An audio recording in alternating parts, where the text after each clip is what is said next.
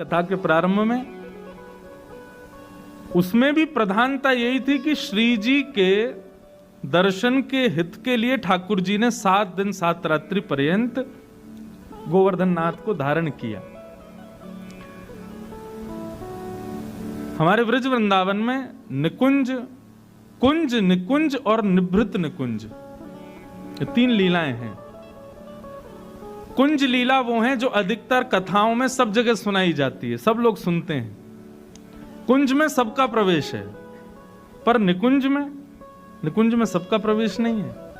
निकुंज में श्याम सुंदर किशोरी जी, सखियां और सखा, पर निवृत्त निकुंज में तो केवल श्याम सुंदर और किशोरी जी और जिसको वो चाहें उसको प्रवेश। तो कुंज की लीला जब गोवर्धन की है तो उसमें सब ब्रजवासी हैं, ठाकुर जी भी हैं, किशोरी जी भी हैं। पर निकुंज की लीला में जब गोवर्धन नाथ को धारण कर रहे हैं तो वहां पर केवल किशोरी जी, ठाकुर जी और अष्ट सखियां हैं, और 2-4 सखा हो रहे हैं जो रो रो के बेचारे आ गए भीतर, ठाकुर जी हमें ले चलो, हमें क्यों छोड़ जा रहे हो। लेकिन निभृत निकुंज में केवल श्यामा श्याम और कोई नहीं। वह भी गोवर्धन लीला में हुआ है कि जहां कोई भी नहीं था, अकेले ठाकुर जी खड़े और सामने अकेली श्री जी खड़ी है। और ये लीला इतनी अद्भुत संपादित हुई। एक चंद्रावली नाम की गोपी है। तो ठाकुर जी तो ऐसे हैं कि ठाकुर जी सबको सुख देते हैं। जितनी भी गोपियां हैं, चाहे वो ललिता विशाखा भले ही मुंह पे खूब गाली गलौज होती हो, एक दूसरे को मारपीट करवे को भाव रखते हो, लेकिन एकांत में ठाकुर जी उनको भी सुख देने जाते हैं। अब लोग इसमें मन में विचार कर सकते हैं कि ठाकुर जी सबको सुख क्यों देते हैं। वो सबको सुख इस भाव से नहीं देते कि वो सुंदर है या उसका गुण अच्छा है या उसका भाव अच्छा है। ठाकुर जी को ये भाव लगता है कि ये ललिता है, ये विशाखा है, ये चंद्रावली है, आदि आदि सखियां हैं, किसी ना किसी रूप में श्री जी के समीप रहती हैं। ये ठाकुर जी के चरण स्पर्श करती है, ये किशोरी जी के चंवर डोराती है, ये किशोरी जी का श्रृंगार करती है। इस बात से ठाकुर जी रीझ के उनको भी सुख देने जाते हैं, उनके संग भी लीला करते हैं, केवल इसलिए क्योंकि उनका श्री जी से संबंध है। श्री जी के सन्मुख तो ठाकुर जी नहीं करते, लेकिन एकांत में कभी कोई गोपी कहे कि मेरे घर भी न एक प्रसाद पा जाओ, न एक मोकू भी सेवा को अवसर प्रदान करो, मैं भी आपके चरणन में कुमकुम लगाऊं, मैं भी आपको इत्र अर्पित करूं, मैं भी आपको श्रृंगार करूं, तो ठाकुर जी कभी कभी समय मिलने पर गोपियों के पास भी सुख देने जाते हैं। ये देखो, अब आपको पहले ही बताऊं, ये निवृत्त निकुंज की लीला है, इसलिए संशय हृदय में उत्पन्न नहीं होना चाहिए। ध्यान से सुनिएगा, ठाकुर जी की लीला पर कभी संशय मत कर। आपको अपराध नहीं लगेगा, बताने वाले को अपराध लगेगा, इसलिए मैं बहुत डर डर के सुना रहा हूं। निवृत्त निकुंज में एक दिन चंद्रावली ने ठाकुर जी को आमंत्रित किया। तो श्री जी के सामने तो लाल जी इशारों कर रहे, बोले ये चली जाएंगे तब आएंगे।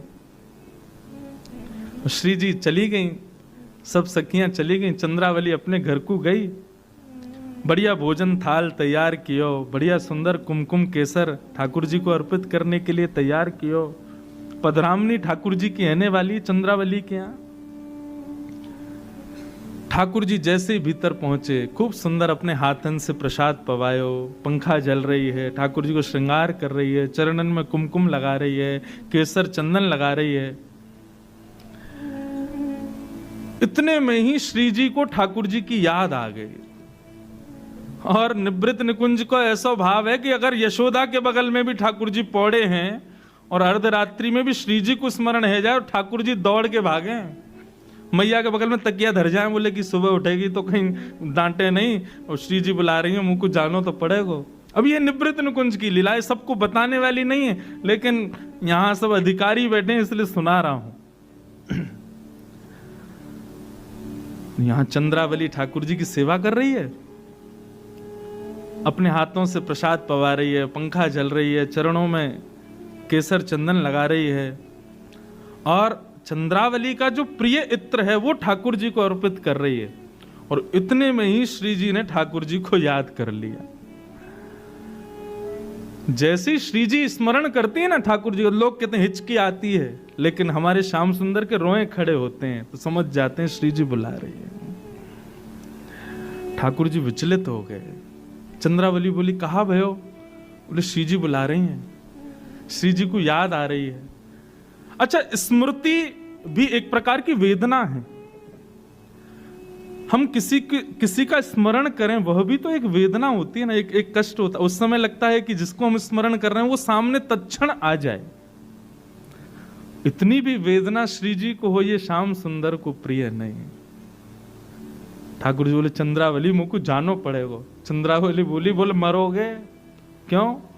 कुमकुम केसर लगो है और मेरो इत्र लगो है। श्री जी मेरे इत्र की सुगंध जाने, यदि उनको पता चल गई तुम यहाँ पे गए हो, बहुत मारेंगी, आज रूठ के बैठ जाएंगे, बड़ो मान करेंगी। ठाकुर जी बोले, अब जो होगा सो देखेंगे, अब तो हमें दौड़न दो। ठाकुर जी दौड़ करके और महाराज जा रहे हैं गिरिराज पर्वत। ये श्री गिरिवर पर्वत जो है ना, ये निभृत निकुंज का एकांतिक ठाकुर जी का कुंज है। यहीं पर लीला करते हैं श्याम सुंदर और ठाकुर जी, श्री जी। अब जो हम गिरिराज जी का दर्शन करते हैं, ये तो बेचारे अब बहुत छोटे, रोज तिल भर पृथ्वी में जा रहे हैं। नहीं तो सघन कुंज के गिरिराज जी का वर्णन आप कभी गर्ग संहिता में पढ़िएगा। गिरिराज जी में कितने सुंदर सुंदर गुफाएं हैं, कुंज हैं, लता गुल्म हैं, झरने हैं, सब विद्यमान है। क्योंकि श्री जी को सुख देने के लिए श्री गोवर्धन नाथ है। बहुत ध्यान से सुनना। ठाकुर जी दौड़े, और जैसे ही ठाकुर जी दौड़े, गिरिराज पर्वत के ऊपर है के देखो श्री जी ऊपर खड़ी हैं। इतने में श्री जी को सुगंधी आने लगी, और सुगंधी तो आई, चंदन केसर लगे भाई चरणन में छापे और पड़ गए गिरिराज जी पे। और वर्णन आता है, ठाकुर जी 2 पांव से नहीं दौड़े हैं, शीघ्र पहुंचने के लिए जैसे बंदर 4 पामन से दौड़े, ऐसे ठाकुर जी 2 चरण और 2 हाथन से दौड़ रहे हैं। इतने में ही ठाकुर जी ने पीछे मुड़ के देखी तो पूरे गिरिराज पर्वत पर वो चंदन चिन्ह अंकित हो गए। इत्र की सुगंधी आ रही थी। ठाकुर जी बोले, आज तो श्री जी बड़ो मान करेंगी, और बड़ो मान जब करें तब बहुत मुश्किल होवे रिझावे में। तब ठाकुर जी ने इंद्र को इशारा किया, हे इंद्र जल्दी सफाई कर, श्री जी आवे वारी हैं। श्री जी कहीं आ गई और आकर के उनने चंदन छापे देख ली, हमारी इत्र की सुगंधी अगर उनको आ गई तो आज बड़ो मान करेंगी। इंद्र हमारी लाज बचा। इतने में ही गड़गड़ करके काले काले बादल आ गए, आकर के गोवर्धन पर्वत के ऊपर रिमझिम वर्षा होने लगी। रिमझिम तक काम ना चलेगा, जोर की वर्षा कर। जैसे ही जोर की बारिश भई ठाकुर जी के चरण चिन्हों को मिटाने के लिए, इतने में ही श्री जी का वहां आगमन हुआ। अब श्री जी जैसे आई, ऊपर से वर्षा गिर रही थी। ठाकुर जी बोले, अरे ये बिंदु श्री जी को श्रम देंगे। इतने में ही अपने चरण चिन्ह छुपावे को, अपने जो लीला है वाकु प्रकट श्री जी के सामने ना हो, वाके लिए ठाकुर जी ने श्री जी के श्रम को दूर करने के लिए अपने बाम हस्त की अन्य उंगली पर गिरिराज पर्वत को धारण कर लियो, और एक भुजा से श्री जी के गले में गलवैया डाल करके खड़े है। ये निवृत्त निकुंज का गिरिवर धारण लीला है। अब वहां श्री जी कह रहे हैं, कहां गए? वो कहीं ना, अब तो कछु पता ही ना चलेगी, क्योंकि चिन्ह विन्ह सब धुल गए, सब मिट गए। ऊपर से गिरिराज जी पे इतनी वर्षा भैया, अब श्री जी को कहां पता चलेगी। तो ऐसे श्याम सुंदर, ये गोवर्धन धारण लीला में अधिकतर भाव श्री जी की प्रसन्नता है। तो कल जो हमने सुने थे वो